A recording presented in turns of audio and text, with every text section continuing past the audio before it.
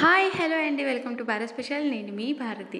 ఎలా ఉన్నారండి అందరూ? నేనైతే చాలా చాలా బాగున్నాను అండ్ మీ అందరు కూడా చాలా బాగున్నారని కోరుకుంటున్నాను. అండ్ ఈ సంక్రాంతికి అందరూ పిండి వంటల్లో బిజీగా ఉన్నారని అనుకుంటున్నాను. అండ్ నేను కూడా సంక్రాంతికి అమ్మ వాళ్ళ ఇంటికి వచ్చేసాను.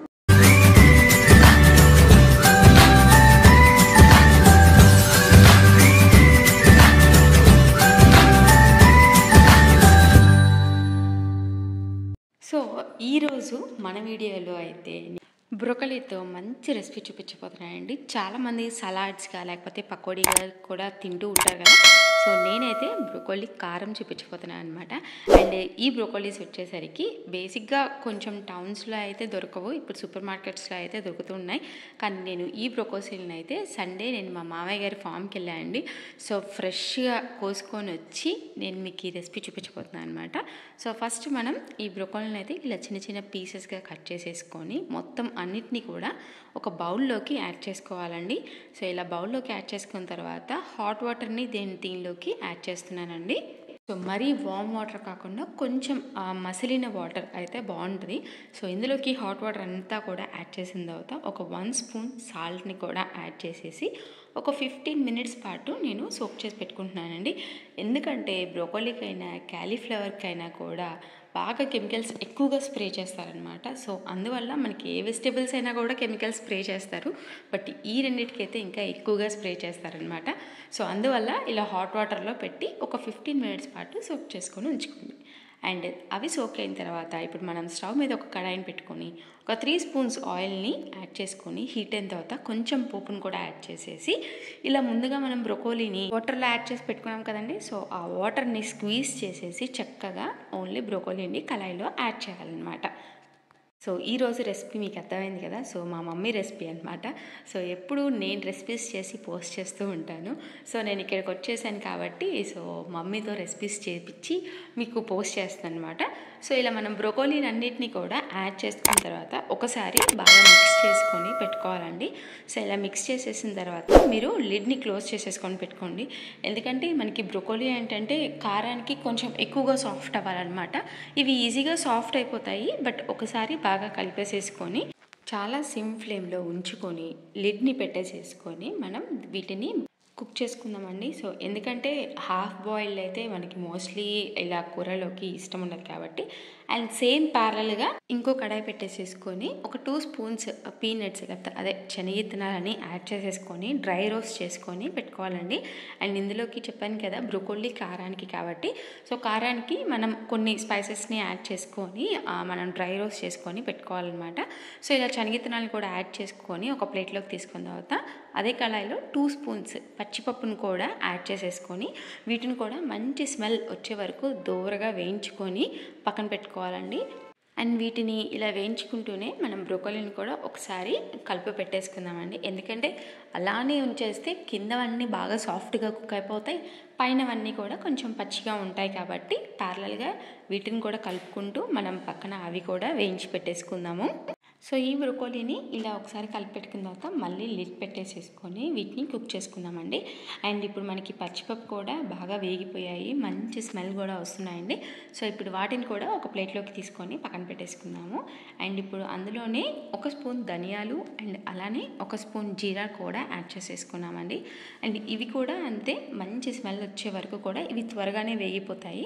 సో ఇలా వేయించేసేసుకొని వీటిని కూడా ఒక ప్లేట్లోకి తీసేసుకుందామండి. అండ్ ఇప్పుడు కారానికి సరిపడా ఎండుమిర్చిని తీసుకోండి.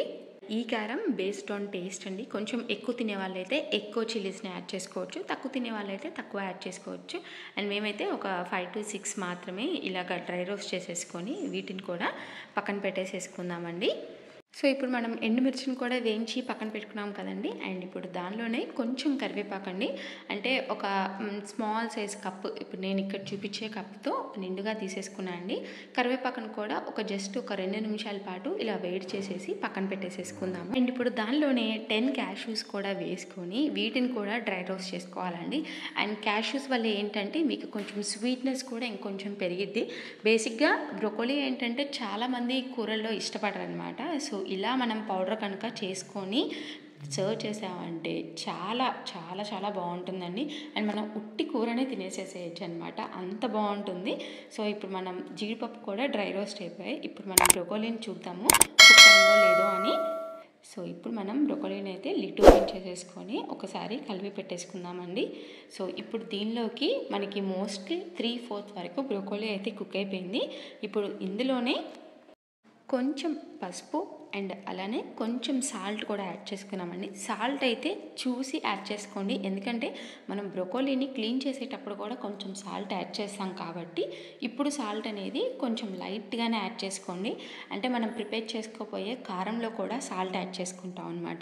సో ఇలా పసుపు అండ్ అలానే సాల్ట్ యాడ్ చేసుకున్న తర్వాత ఒకసారి బాగా మిక్స్ చేసేసుకొని పెట్టేసుకోండి. అండ్ ఇప్పుడు మనం ముందుగా అన్ని స్పైసెస్ని డ్రై రోస్ట్ చేసి పెట్టుకున్నాం కదండి, అవన్నీ కూడా కూల్ అయిన తర్వాత అంటే కొంచెం చల్లారిన తర్వాత మనం జార్లో వేసేసుకొని కచ్చపచ్చగా పౌడర్ లాగా ప్రిపేర్ చేసేసుకోవాలండి. మరీ మెత్తగా కాకుండా, అంటే ఒకేసారి మెత్తగా కాకుండా ఫస్ట్ కొంచెం కచ్చపచ్చగా మీరు ప్రిపేర్ చేసేసుకోండి ఈ పౌడర్ని. ఇప్పుడు ఇలాగా కచ్చపచ్చగా మనం ప్రిపేర్ చేసుకున్న తర్వాత ఇందులోకి సరిపడా సాల్ట్ని యాడ్ చేసేసుకొని ఇంకొకసారి మెత్తగా పౌడర్ లాగా ప్రిపేర్ చేసుకోండి. ఇప్పుడు మనం ఈ పౌడర్ని అయితే మనం ఎన్ని రోజులు కావాలంటే అన్ని రోజులు స్టోర్ చేసుకోవచ్చండి. ఏమైనా ఫ్రై ఐటమ్స్ చేసేటప్పుడు కూడా ఈ పౌడర్ని యూస్ చేసుకుంటే టేస్ట్ చాలా బాగా వస్తుందండి. అండ్ ఇప్పటికి మనకి బ్రొకోలీ అయితే సాఫ్ట్గా కుక్ అయిపోయాయి కాబట్టి మనం ముందుగా ప్రిపేర్ చేసుకున్న పౌడర్ని ఒక 2 to 3 స్పూన్స్ వరకు దీనిలోకి యాడ్ చేసేసుకుందాము. సో ఇలా పౌడర్ని ఇందులోకి యాడ్ చేసుకున్న తర్వాత ఇది బాగా మిక్స్ చేసుకోవాలండి. సో ఇది మిక్స్ అయ్యేలోపు ఈలోపు మా పిల్లలు ఏం చేస్తున్నారో చూసేసొద్దాము. సో ఎందుకంటే నేనైతే మా మమ్మీ వాళ్ళ ఇంటికి వస్తే ఒక్క పని కూడా చేయనండి. బేసిక్గా ఇదైతే అందరికీ ఎవరికైతే మమ్మీ వాళ్ళ ఇంటికి వస్తారో అందరికీ రిలేటబుల్లే అయి ఉంటుంది అనుకుంటున్నాను. సో మీరు కూడా అలానే చేసేటట్టుంటే నాకు కింద కామెంట్ సెక్షన్లో కామెంట్ చేయండి. అండ్ ఇంక ఇక్కడికి వస్తే లేట్గా లెగడం, లేట్గా బ్రేక్ఫాస్ట్ అన్నీ కొంచెం లేట్గా అయిపోతూ ఉంటాయన్నమాట. సో ఇక్కడ చెప్పాను కదా, మా పిల్లలు వచ్చేసరికి చూసారా full Horlicks packets, Boost packets తీసేసి వాడు చక్కగా ఆడుకుంటూ ఉంటున్నాడు అనమాట. సో మనం ఎంత డినై చేసినా కూడా ఇక్కడ మన ఆటలు సాగవన్నమాట, వాళ్ళ ఆటలే సాగుతాయన్నమాట. సో ఎందుకంటే ఎప్పుడైనా తెలిసిందే కదండి, అసలు కంటే వడ్డీ చాలా ముద్దుగా ఉంటుందని. సో అదనమాట. ఇక్కడైతే మన రెసిపీ ప్రిపేర్ అయిపోయింది. సో ఇప్పుడు మనం దీన్ని ఒక బౌల్లోకి తీసేసుకొని సర్వ్ చేసేసుకుందాం. చూసారు కదండి, చాలా చాలా టేస్టీగా ఈజీగా చేసుకునే broccoli recipe and with high protein అనమాట. సో మీకు ఈ రెసిపీ నచ్చినట్లయితే ఖచ్చితంగా లైక్ చేసి మీ ఫ్రెండ్స్ అండ్ రిలేటివ్స్కి కూడా తప్పకుండా షేర్ చేయండి.